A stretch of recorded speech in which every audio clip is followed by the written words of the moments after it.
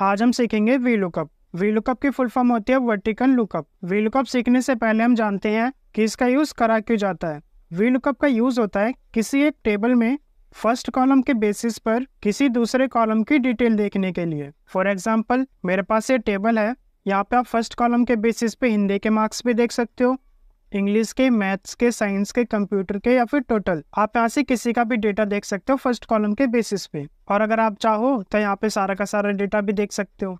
तो चलिए हम सबसे पहले इस फॉर्मूले का बेसिक सीखते हैं। यहाँ पे मैं लगा रहा हूँ वी लुकअप का formula, equal V lookup type कर लेना है। अब वी लुकअप में सबसे पहले लुकअप वैल्यू। लुकअप वैल्यू हमेशा हमें टेबल के फर्स्ट वाले कॉलम में से देनी है। फर्स्ट वाला कॉलम है नेम। यहाँ पे आप किसी भी सेल का रेफरेंस दे सकते हो। याद रहे, लुकअप वैल्यू में टेबल के बीच से डेटा नहीं लेना और ना ही टेबल की हेडिंग से कोई डेटा लेना है। हमें हमेशा डेटा फर्स्ट वाले कॉलम से ही लेना है। मैं यहाँ पे राजू पे क्लिक कर रहा हूँ। किसी भी सेल का रेफरेंस देने के बाद हमें कोमा लगाना होता है, तो यहाँ पे हम कोमा लगा लेते हैं। इसके बाद है टेबल अरे। टेबल अरे में हमें अपनी टेबल को सिलेक्ट करना है, इसके बाद कोमा लगाना है। फिर एक कॉलम इंडेक्स नंबर, मतलब आप कौन से कॉलम का डेटा देखना चाहते हो। मुझे यहाँ पे हिंदी वाले कॉलम का डेटा देखना है, तो जहाँ से भी आपने टेबल को सिलेक्ट किया है वहाँ से काउंट करना है कि हिंदी वाला जो कॉलम है वो कौन से नंबर पे आ रहा है। मैंने टेबल को यहाँ से सिलेक्ट किया था, मैं यहाँ से काउंट करूँगा 1, इसके बाद 2।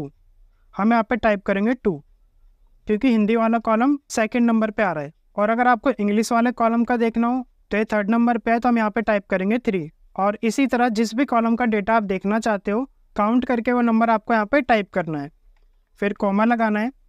इसके बाद यहाँ से चूज करना है फॉल्स।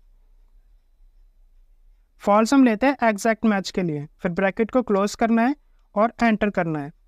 यहाँ पे वैल्यू आ चुकी है 44। एक बार इसको क्रॉस चेक भी कर लेते हैं। हमने यहाँ पे निकाला था राजू के हिंदी के मार्क्स। नेम के अंदर राजू ये रहा और हिंदी के मार्क्स ये रहे। राजू के हिंदी के मार्क्स है 44, यहाँ पे आंसर आ चुका है 44।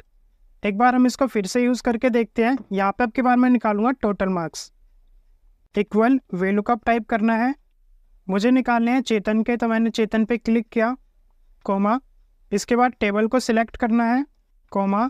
नेक्स्ट हमें देना है कॉलम इंडेक्स नंबर। हमने जहाँ से टेबल को सिलेक्ट किया है वहाँ से काउंट करना है 1 2 3 4 5 6 7। टोटल वाला जो कॉलम में 7th नंबर पे है, तो हमने यहाँ पे टाइप किया 7, कोमा। इसके बाद फॉल्स, ब्रैकेट को किया क्लोज और एंटर। यहाँ पे वैल्यू आ चुकी है 307। एक बार चेक भी कर लेते हैं। ये रहा चेतन, इसके जो टोटल मार्क्स है वो है 307।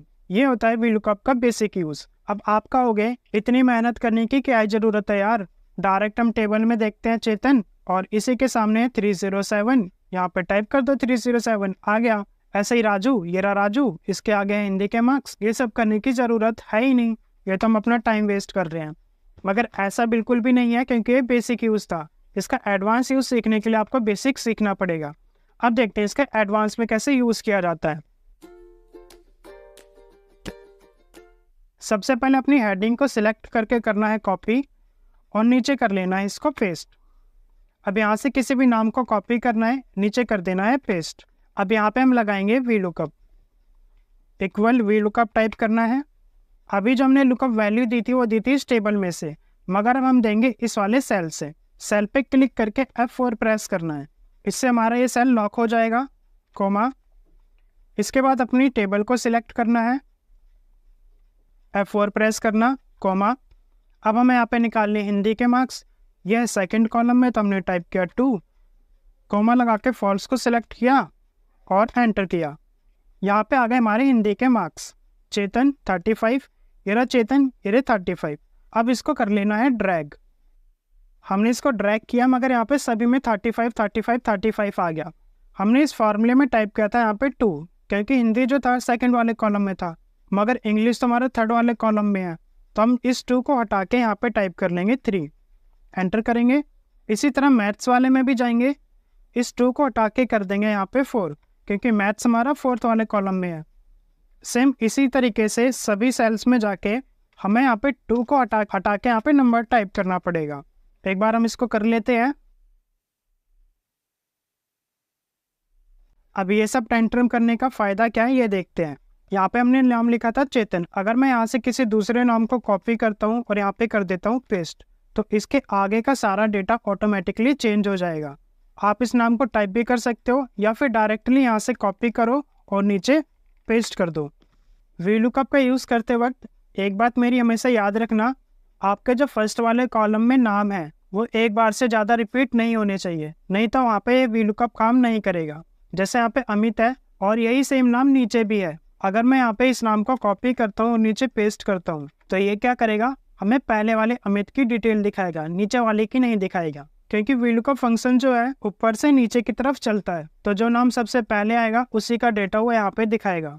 अगर यहाँ पे अमित 10 बार भी लिखा है और उसके आगे की डिटेल अलग अलग है तो सबसे पहले जो अमित आया होगा बाकी के जितने भी अमित हैं उनकी डिटेल आपको नहीं दिखाएगा।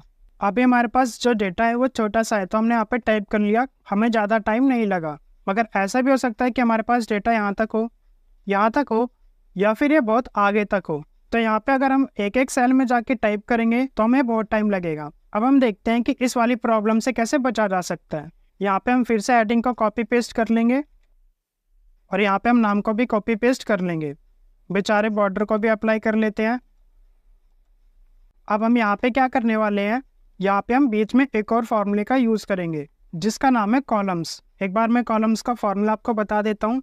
इक्वल कॉलम्स टाइप करेंगे, ये नीचे वाला लेना है, कॉलम वाला नहीं लेना, कॉलम्स वाला लेना है। कहीं से भी आप कॉलम्स को सिलेक्ट कर लेना। यहाँ पे हमने 3 कॉलम को सिलेक्ट किया है, ब्रैकेट को क्लोज किया और एंटर। हम इस फॉर्मूले में जितने भी कॉलम को सिलेक्ट करेंगे ये हमें बताएगा हमने कितने कॉलम सिलेक्ट किए हैं। एक बार और देखते हैं। इक्वल कॉलम्स टाइप करना है। अब मैं यहाँ से लेके यहाँ तक कॉलम को सिलेक्ट कर रहा हूँ। ये रोज़ को काउंट नहीं करेगा, सिर्फ कॉलम को काउंट करेगा। ब्रैकेट को क्लोज करके एंटर किया, यहाँ पे 19 कॉलम्स हैं। अब इसी फॉर्मूले को हम VLOOKUP के बीच में यूज़ करेंगे। चलिए देखते हैं कैसे।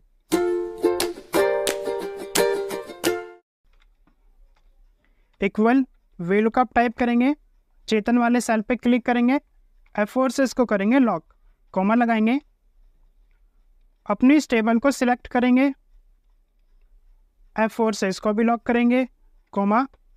अब यहाँ पे हम लगाएंगे कॉलम्स का फॉर्मूला। अरे में हमें यहाँ पे हम पहले 2 कॉलम को सिलेक्ट कर लेंगे। इसके बाद अपने कर्सर को A3 पे लाना है और कीबोर्ड से F4 प्रेस करना है।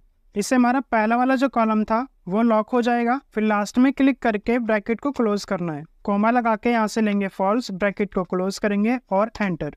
यहाँ पे हिंदी के मार्क्स आ गए। अब हम इसको ड्रैग करेंगे।